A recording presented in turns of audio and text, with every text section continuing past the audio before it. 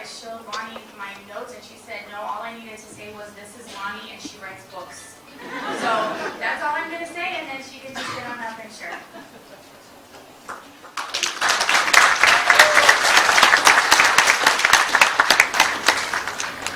As a writer, I'm here to talk a little bit about the writing journey, but I'm also an educator, and I come from a family of educators. So I'd like to talk a little bit as well about education. And I'm really excited to see that we have some younger students here with us, as well as some older, and some young and restless, and some much older like me people as well. So directing some of my thoughts and comments to those of you who are students at many different ages. Each of you is writing your own life story, really, as you pursue higher learning here at ASCC or in a high school somewhere. And so, as you write those stories, you've got lots of important decisions to make. And I think it's an exciting time to be a learner and to be young and restless. As an author, I know a little bit, just a little bit, about writing stories and about writing new chapters of stories. When I get an idea for a new book, I am excited. And the words, they just overwhelm me. And they're just in a wild rush to get out on paper. I don't sleep. I eat a lot though. I don't sleep. I yell at my children to leave me alone. And I wish that I had a time freeze machine to put them all in so that I could just lock them in there until I'm finished. All I can think about is writing that story. But you know, after a few weeks, maybe a month, the excitement fades. That story, it starts to get kind of boring. And I'm starting to get a little sick of looking at it. I question, why am I writing this for? I read through what I've written and I think, this is awful, this is rubbish. Nobody's going to want to read this. And I want to quit. We writers, we have a saying. The hardest thing about writing a book is finishing it. Because starting is easy. And I think that that goes for pretty much everything that we do in life. The start is always the fun bit. But it's taking it to the finish line when it really starts to get kind of annoying. So for those of you here who are still studying, this time right now might be the exciting fun time. But just like writing a book, I'm pretty sure I can guarantee that the excitement is going to fade. And so the path ahead is going to get difficult. So looking ahead for those times, I've got a couple of stories that I'd like to share. And I think, you know, as a storyteller, as a tusiteller, my favorite program is Stones rot, words or stories, they last forever. So I'm just going to share a couple of stories with you. And the first one is about being fiaboto. Hands up if you've ever been called fiaboto.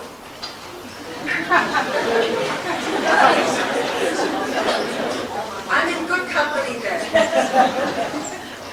Now, when I was born, a short while ago, my great auntie Ita announced to everybody that my name was Boto. Now, it didn't matter to her that my parents had actually given me a name, Lani. She was like, oh no. So Auntie Ita, being the matriarch of our Aina, so like a boss, she said, my name would be Boto. From the beginning then, I was something of a special child to her. Whenever we visited, and now Auntie Ita, she couldn't walk very well, so she was a little wizened little old lady sitting in her chair, and she would call for me to come and sit by her, and she would tell people, yeah, bring her some cocoa, bring her some pulimi, you know, bring her some food. And so of course I would feel very special. So I'd sit there and she would just serve me. So as I sat beside this little old lady, she would interrogate me. She said, wow, are you saying your prayers? Yes. Are you learning your times table? Yes. Are you reading your Bible? Yes.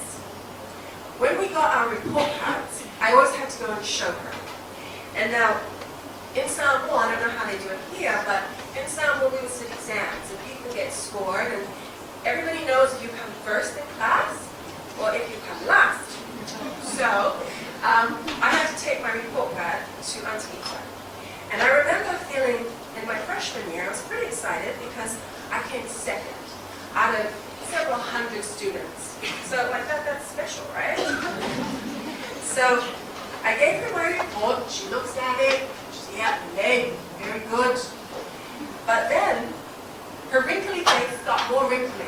And she looked at the last bit. She said, you come second. I said, yes. Crazy. And she said, who came first? So I told her the name of my friend. She says, we are Wendts. You must fight. You must work hard. You must kill her. Now, Telesa was very hardcore. There's a reason why she was so intense. At the time when I was growing up, there was no university or even a community college in Samoa. And there were a certain number of scholarships given out each year. So we could go to New Zealand or Australia. Only 100 each year.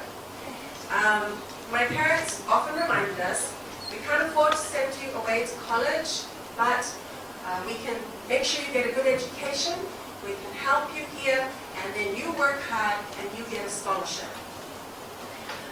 In my family, there are many scholarship holders, parents, uncles, aunties, and cousins. And so this commitment to education is something that was given to them by my grandfather, Auntie Ita's brother. He was a plumber, and he had dropped out of school at grade 7 so that he could go and get a trade, because his father died, and he had to help support his family. But see, my grandfather, perhaps because he didn't have very much school, it was really important to him that we all have a good education. But he had an interesting theory. He did not believe that there were clever people and not clever people. My grandfather believed there's only two kinds of people. Those who have high goals and work hard, and people who are lazy. That's it. That's really tough. So, that was his philosophy. Now, as I was growing up, I like to think that my name, Poto, it suited me, because I did well at school. And so, obviously, I was very busy. But something happened to me in my first year at university. I went to university at Georgetown, and then also went to university in New Zealand. In my first year, though, being very Poto, I didn't pay very much attention to my schoolwork, because I was paying too much attention to other things, like boys, and going out the bar, and more boys. At the end of that year, I failed my main course, and I almost lost my scholarship. But you know, when I got those results, I was shocked. I was like, how can this be? I'm so Poto. I had forgotten my grandfather's most important lesson, which is, it doesn't matter how clever or talented or gifted you are, you won't succeed unless you're going to work hard. Hard work beats talent every time, especially if talent doesn't want to work hard. So now my name is a personal reminder of how Poto I can be. Second story, Pa'amanos. I wanted to be an author since I was a kid. Growing up, when all my friends were playing rugby or watching the boys play rugby, I was that geek girl sitting in the corner reading a book and writing stories. And so that passion for reading was something that I really thrived on as I was growing up. But there was something, though, that was missing. I really wanted to read a story or a book that was written about people who looked like me and my friends, about a school and a place and a culture that I could connect with. And I couldn't find that. When I got older, I discovered authors like the great C.F. Miguel and Albert Wendt, amazing authors that we can read, but still, they were not writing the fantasy, the adventure, the romance that I was looking for. So I decided at a young age that one day I was going to write that kind of book. I wanted Twilight in the Islands.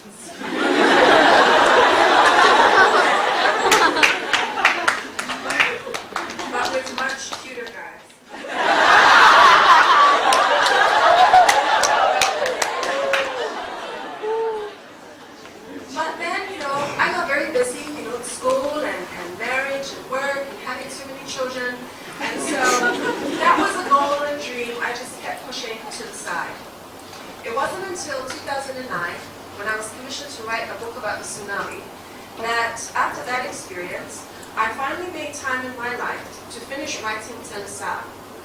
Now, it wasn't easy to write a 400-page book in between work and 5 children. But I did it, and I thought, right, that's the hard work finished. Now all I have to do is send that book to a publisher, and my book's going to be more famous than Harry Potter. Well, that's not what happened. Very disappointing. But yes, I submitted that book to more than 30 different publishers in New Zealand, Australia, and America. And all of them said no thank you. It was kind of sad and disappointing as those rejections came in. It was just a little bit troubling. Right, let's be honest, I was devastated. And I was tempted to chuck the novel in a drawer and forget all about it. But you know, this had been my lifelong dream, and you don't give up on those. You don't trash what you're passionate about. The thing that sets your soul on fire. I started my own digital publishing company, and I published my book online as an ebook. My husband believed in that book dream enough that he took out a mortgage on our home so that we could get paperback books printed and shipped to Samoa, some here, and other places around New Zealand and Australia. I just want to say a shout out for all those men who can believe in their partner's dreams enough to mortgage their home on them. To date, the book that publishers said would not find an audience has been read and embraced by thousands of people worldwide. And not just by Samoans. Recently the book was optioned for film, which is another exciting direction and another great possibility, which would never have been possible if I had just listened to all the rejections and the no's and thrown that book in the rubbish. My journey has shown me that rejection, failure, disappointment, they're merely an opportunity to start again in a new direction, perhaps a better direction. If I had gone with a traditional publisher, many of you sitting here today would never have read my book because it wouldn't have been available online as quickly as it was, and people wouldn't be sharing it with all their relatives and friends. So I'm grateful for that disappointment. When the door shuts in our faces, go in through the window or smash the house down. So failure can be your friend, and wha'amanas. Finally, my last story, no fefe. When I first started sending my stories, because I wrote short stories first, before I wrote a book, I would submit my stories to different magazines and online literary journals. But I would never put my name on it. I made up all these other names. It was fun to invent all different names. But I didn't want anybody to know that it was me. Even when the stories were published, I was grateful nobody knows it's me. I was too embarrassed to own the stories of my imagination. Especially, I'll be honest here, because I am Papagasi. I don't know what it's like to be of mixed heritage here in American Samoa, but in Samoa, sometimes it's a challenge. Growing up, kids would mock me because my Samoan language wasn't as good as theirs, or perhaps because my mom is not Samoan. People would question my opinions at my work because they said, it's because you don't understand the Samoan way of doing things. People would say, oh, she's not a real Samoan. So, as I was writing and putting stories out there, I was mindful of those sorts of voices and criticisms, worried what people would think about my writing because I doubted my own acceptance. So, lots of fake names. Then one day, I got invited to be on a writer's panel at the National University. I was pretty excited, so I called up my mother. And I said, Mom, you're having a writer's panel. Ask me to be on it. And she said, if it's for writers, why did they ask you for?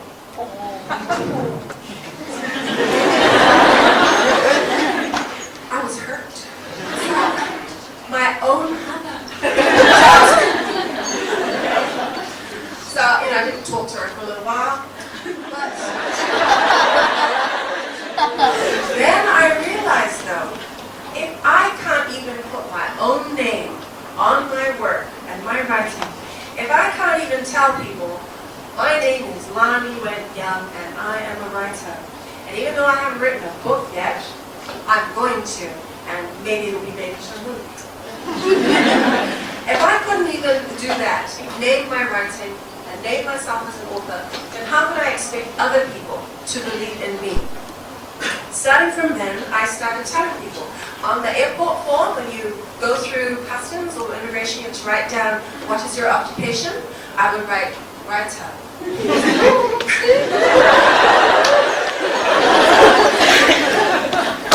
So, yes. So I think it's really important, even if your little dream is really little and you haven't even seen it come true yet, you need to own that and be brave enough to say, that's what I am, that's what I'm going to do. So I've told you bits and pieces, some different stories, and now I'd like to leave you with a question. As you write your stories of your lives, what's that story going to be? The story of your life. Many of you are young, and the rest of us, we're young and awesome too. You are young, gifted, and blessed with precious opportunities, and there's no limit to what you're capable of, other than the limits you place on yourself and your imagination. I think we're really blessed as Samoans because we have such big, strong families, and they can be our greatest strength and inspiration. But our families can only do so much, because the final choice is with you and what you do. We can encourage you and okay you and yell at you, but where you go and what you achieve depends on you. You are the master craftsman of your life story. Have the courage to write it the way you dream it to be. Don't let your story be one of regret, half-hearted effort, and missed opportunities. Make it one that's worth sharing, one that's going to move and motivate people. I can't wait to read all about you. Thank you very much.